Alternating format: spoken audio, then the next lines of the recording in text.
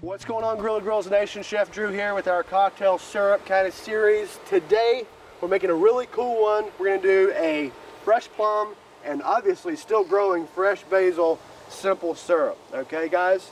So start as always, and a lot of times I tell you to make these and we have them marinate overnight. Okay, today a little different. This is gonna do like the quick fire method. Okay, 20 to 30 minutes, this thing's gonna be ready for action.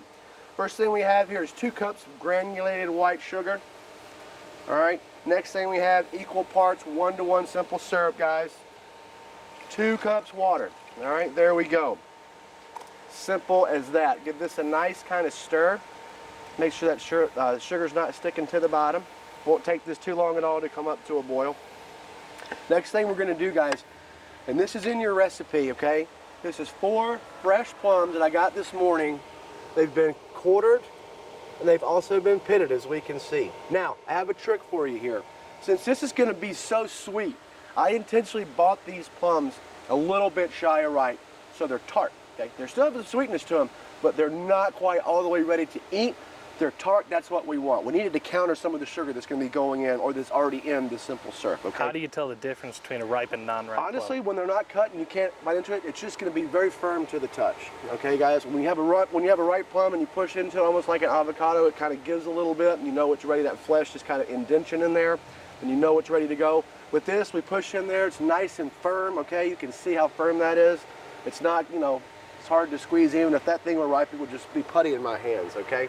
So we want to find it nice and tart plum, just a couple days under ripe, okay? Very important to do that. Next thing we do, guys, not rocket science. We're gonna go straight in with it. All right, in we go. We're gonna get, you can already see how beautiful color that is on this bowl. And on my fingers, of course. Give this a nice stir, okay? Let this kind of come up to temperature a little bit. In the meantime, guys, we're gonna take about a cup of basil, all right?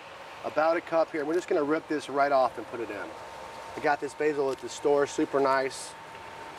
Very, very fresh, obviously it's still growing. We don't wanna put more than a cup though, because guys, this basil, and I love basil, you can smell it right now. I wish you were here to smell this.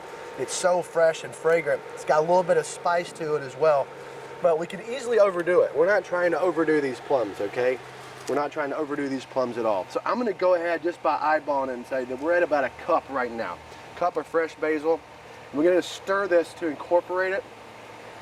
We're gonna get that really down in there.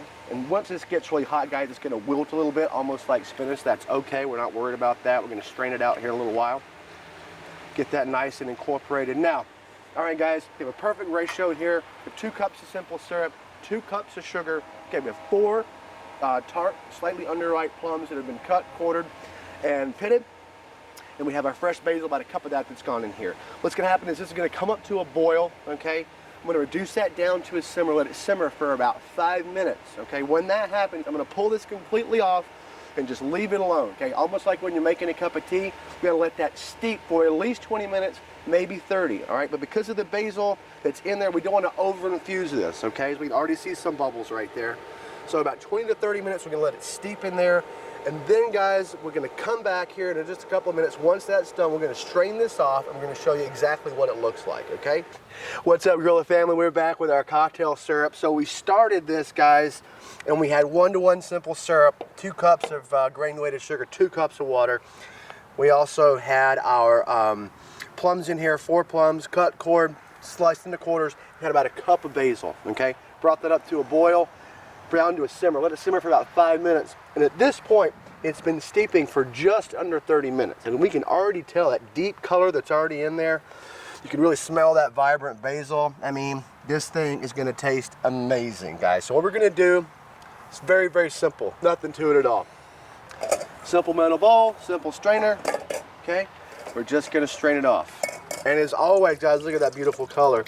As always, guys, do not get rid of that beautiful fruit. It is essentially cooked and candied. It can be used in so many different ways. You can make a jam out of that.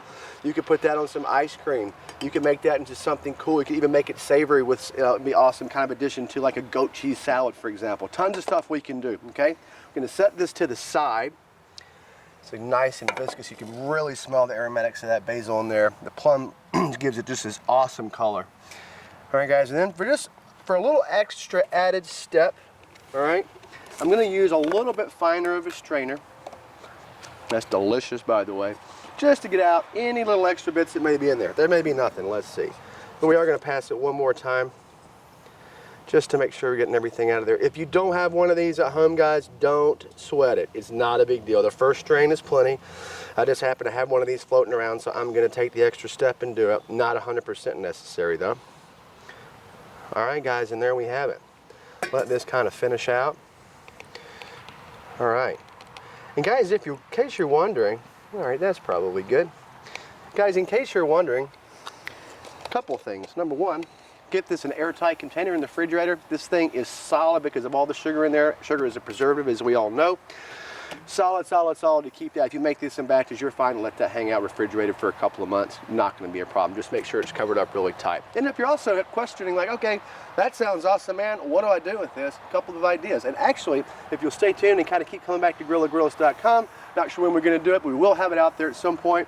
We're going to make a couple things out of this. I think a great idea would be that Tom Collins we made so long ago. We're going to do that, but we're going to do it with this. So we're going to make a plum basil Tom Collins with a little bit of lemon juice, some gin, 1 ounce of this, some soda water. That's a good idea. This also would make a killer margarita. So 2 ounces of good quality tequila, 1 ounce of this plum basil simple syrup, 1 ounce of fresh lime juice. Boom! You have a lime.